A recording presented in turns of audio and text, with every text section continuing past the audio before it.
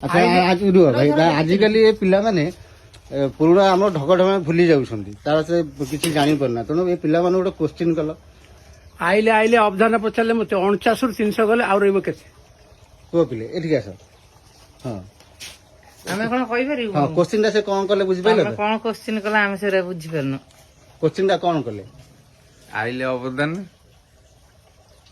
ଭାଇ ଆସ ପଚାରିଲେ ମତେ ଭାଇ ଟିକେ ଆସ ଆଇଲେ ଅବଧାନେ ପଚାରିଲେ ମତେ ଆଉ ଗୋଟେ କଣ ମନେ ପଡୁନି କହିଲା ଆମେ ତ ପ୍ଲସ୍ 300 ଗଲେ ଆଉ ରହିବ କେତେ? ଭାଇ ଏଠିକି ଆସ ଏ ପିଲାମାନେ ହଁ, ଆଉ କଣ ଆଉ ଥରେ କୋଶ୍ଚିନ୍ ଟା କଲେ ସେ ବୁଝିପାରିଲେ ଆଇଲେ ଅବଧାନ ପଚାରିଲେ ମତେ 49ରୁ 300 ଗଲେ ଆଉ ରହିବ କେତେ? ଆସିବନି। ଚିନ୍ତା କର ଚିନ୍ତା କଲେ କଣ ପୁରୁଣା ପାଠ ଆମେ କଣ ଜାଣିପାରିବୁ ସେଗୁଡାକ? ଏଇଟା ପାଠ ଗୁରୁଘର ପାଠ ଇଏ ସେଇ ଯୋଗୁ ତ ଆମକୁ ଆସୁନାହିଁ ଆଜିକାଲି କ ଖ ଗ ଘ କେତେଟା ଅକ୍ଷର? 4ଟା ହେଟ୍। କଠୁ ଇୟକ୍ଷ ପର୍ଯ୍ୟନ୍ତ ଇଏଲ ପର୍ଯ୍ୟନ୍ତ କେତେ?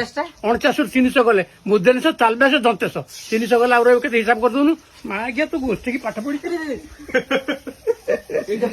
ଆଚ୍ଛା ଭାଇ ବର୍ତ୍ତମାନ ଆନ୍ସର ଟା ଦେଲେ ବୁଝିପାରିଲ ତ ବୁଝିପାରିଲୁ କଣ କହିଲେ?